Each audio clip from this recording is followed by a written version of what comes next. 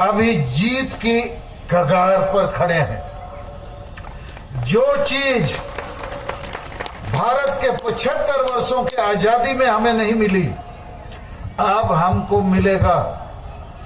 अब हम लेके रहेंगे। उसका पहला कारण है। Welcome to next blog. Hello, नमस्ते, सत श्री अकाल, जोहार। कैसे हो दोस्तों? आशा करते हैं आप लोग अच्छा होंगे। तो चलिए, हम आ चुके हैं अभी गांधी मैदान में, और गांधी मैदान में चलिए आज हम लोग सालखान मुर्मू का भाषण सुनेंगे। और दोस्तों, आप लोग इस वीडियो को लाइक करना, शेयर करना ना भूलना और सब्सक्राइब करना ना भूलना। तो वीडियो में बने रहिए और वीडियो को आप लोग को लुत्फ उठाइए। और चलिए हम लोग स्टेज के सामने चलते हैं, सालखान मुर्मू का भाषण सुनते हैं। अभी जीत की कगार पर खड़े हैं। जो चीज भारत के 75 वर्षों की आजादी में हमें नहीं मिली, अब हमको मिलेगा। अब हम लेके रहेंगे। उसका पहला कारण है महामहिम राष्ट्रपति द्रौपदी मुर्मू। ये पहला ऐतिहासिक घटना है। भारत देश ने आखिर 75 सालों में पहचान लिया, मान लिया एक आदिवासी महिला को देश के सर्वोच्च संवैधानिक पद पर बैठाया। और ये पद क्या है? इस पद से भारत का संविधान और कानून चलता है। हम लोग उस जगह पर पहुंच गए हैं और अभी तक भारत देश का संविधान और कानून हमारे लिए ठीक से लागू नहीं हो सका। अब इसको हम डंके की चोट पर लागू करेंगे। तो नोआ कना प्रथम कारण आबो जीत आदो आबो तलारे अडिगान होड़ को गलमराव गया। अरे बेकार राष्ट्रपति में बैठ गया। बेकार नहीं बैठाया है। कोई लोग बेकार सोच के बैठाया होगा, हम लोग बेकार नहीं होने देंगे।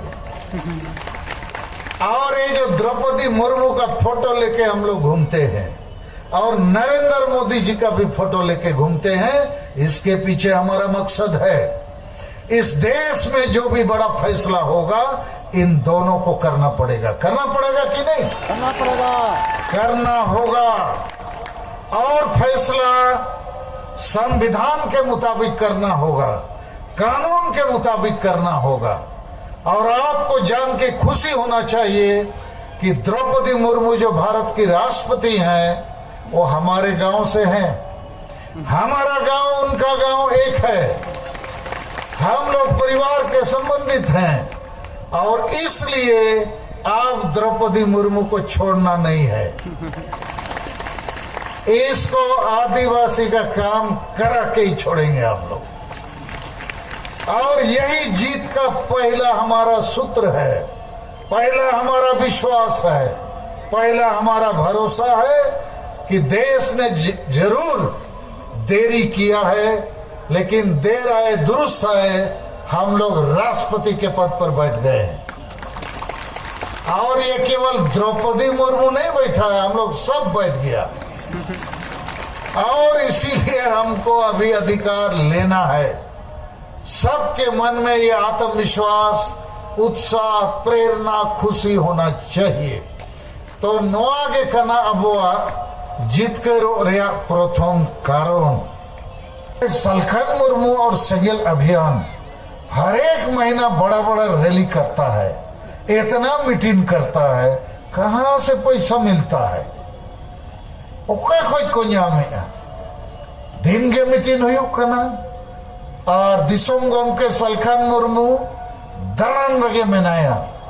हम चेने में किया, अरे सालखान मुर्मू इतना काम करता है, कब सोता है, कब जगता है, कब लिखता है। ये बहुत मुश्किल आदमी है। ये कोई धर्म गुरु के साथ कोई अवतार है। मैंने के अवतार माने नुई तो बोंगा खान गया और अपने आदिवासी को बचाव लगी कि नहीं। तो मेरा मंत्री और पुलिस प्रशासन को बढ़ाई किया। सालखान मुर्मू एक आदिवासी नेता है, कड़ंकस, रैंडम। ऐसा गोल मारता है कि नेट फाड़ देता है। अभी वर्ल्ड कप हो रहा है ना जी फुटबॉल का, प्लेयर ऐसा है कि बॉल मारेगा नेट फाड़ देगा। असम में हम नेट फाड़ करके आ गया, लेकिन असम का हमारा 3-4 नेता गर्व महसूस करना चाहिए कि हमारे बीच में सलखन मुर्मू है।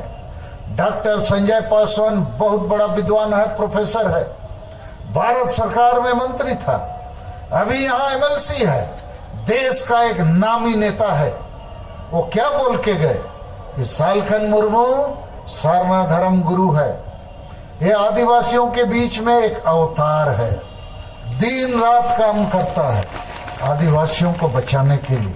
हमको लगता है कि हम अपनी बुद्धि विचार और आपके समाज, आपके दिल के धड़कन के तहत हम काम करते हैं। हमको कोई पोस्ट पद नहीं चाहिए, हमको समाज चाहिए। और यही बात हमने राष्ट्रपति महोदय को 26 अगस्त को राष्ट्रपति भवन में बताया कि आप आदिवासी हैं, राष्ट्रपति बन गए, आपके कारण से हम लोग के मन में, पूरे देश के आदिवासी के मन में एक आशा जगा है कि अब तो कुछ होना है। और यदि 5 साल में कुछ नहीं हुआ, उसके बाद आप भी बाहर आ जाओगे राष्ट्रपति भवन से, सब हम लोग को छीथू करेगा। आप सावधान हो जाओ, ऐसा दिन नहीं आना पड़े। और हम तो आपके परिवार से हैं, आपके गांव से हैं, हमको बहुत गाली देगा लोग। तो उसको भी लगा सलखन मुर्मू ठीक बोलता है, तो हमने कहा आप संभल जाओ। राष्ट्रपति बनने के पीछे हम लोग का एक ही मकसद है कि आदिवासी समाज जो 75 साल से पीछे था वो आगे बढ़ना है।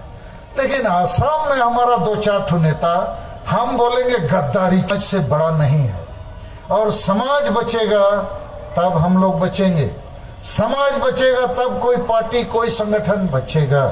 ठीक ही रोड़े अच्छे बनेंगे। आदिवासी समाज बचेगा कैसे? जब समाज का धर्म बचेगा, भाषा बचेगा, जाति बचेगा, इज्जत बचेगा, अधिकार बचेगा, न्याय बचेगा। उसके लिए हम लोग ये संगठन खड़ा किया है। भारत देश में बहुत आदिवासी एमएलए, एमपी, मंत्री, मुख्यमंत्री है, बहुत आदिवासी संगठन है, लेकिन कोई आदिवासी का धर्म बचे, भाषा बचे, इज्जत बचे, आबादी बचे, संविधान के तहत दिया हुआ न्याय और अधिकार बचे, इसके लिए काम नहीं करता है। आसाम में बहुत अंडरग्राउंड ऑर्गेनाइजेशन भी है आदिवासी का, बिरसा कमांडो फोर्स, आदिवासी कोबरा फोर्स और बहुत फोर्स, सब बिकाऊ फोर्स है। 7 टका पैसा में बिक रहा है, सही बात है, चिदा बन में ना नुकू के को अखरीज को आसाम रिन होड़ और आबो तलारे हो पेपुन होड़ उनका ना को गलमराओ अले हो जीत कर ले में ओना इंग्लिश ते को में ना विन विन सिचुएशन, फायदा आप भी लो, फायदा हम भी लेंगे। बोलो मोदी साहब, मैंने बिल्कुल ठीक है। आदो इनको भी कहीं कहना आप बीजेपी में आ जाओ, नहीं मैं तो हम नहीं जाएंगे, हम समाज को लेके जाएंगे। पहले समाज का फायदा करो तब हम भी जाएंगे, हमारा आदमी को भी ले जाएंगे। नो कहना अब वो रणनीति ठीक गया चबांगे।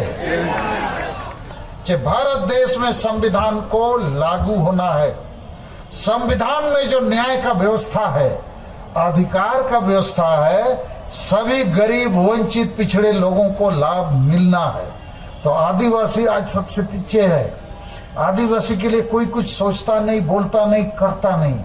लेकिन हम लोग का सौभाग्य है, ये नरेंद्र मोदी साहब का खोपड़ी में कहां से आ गया द्रौपदी मुर्मू, ये हम लोग के लिए बहुत अच्छा काम हुआ है, ठीक है ना। तो नरेंद्र मोदी जी को हम तो बहुत धन्यवाद देंगे।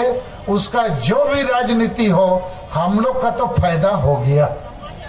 हम लोग को सम्मानित किया, गौरवान्वित किया, अधिकार दिया, न्याय दिया, और यहीं से हम लोग को रास्ता निकालना है। तो अभी एकदम अच्छा टाइम आ गया है। माँ जिते हो नवा लगी वो कुरुमुटुया और वो कमिया आदो नीत ना अब जुमित बखेण कते तैया नवा स्वभाव चबाया ओना मारंते मिटन घोषणा बिहार सरकार को, पटना पुलिस प्रशासन को और अग्निसेवक और बाकी जो स्वास्थ्य विभाग हैं और कमिश्नर साहब का ऑफिस को जो यहाँ सभा करने के लिए हम लोगों को परमिशन दिए, और डॉक्टर संजय पासवान, उसके साथ जो जुड़े हुए लोग, खासकर इंद्र यादव जी हैं इधर, इंद्र यादव जी हैं, अच्छा नहीं हैं, और बाकी सभी लोगों को, और जो भी इस बड़े ये टेंट हाउस वाला जो ये मंच बनाए, माइक वाला जो हम लोग को माइक, अच्छा माइक में सुनाई दिया ना आज, एकदम तगड़ा है, आखिर में सुनाई दिया, हाथ उठाओ, सुनाई दिया, तो सभी लोगों को बहुत धन्यवाद। अभी हम लोग पहले एकता प्रार्थना करेंगे, उसके बाद ललित भगत जी हम लोग को धन्यवाद ज्ञापन का 2 शब्द बताएंगे। तो चलो ब्रेक पे अब नवा जुमित बखण लगी।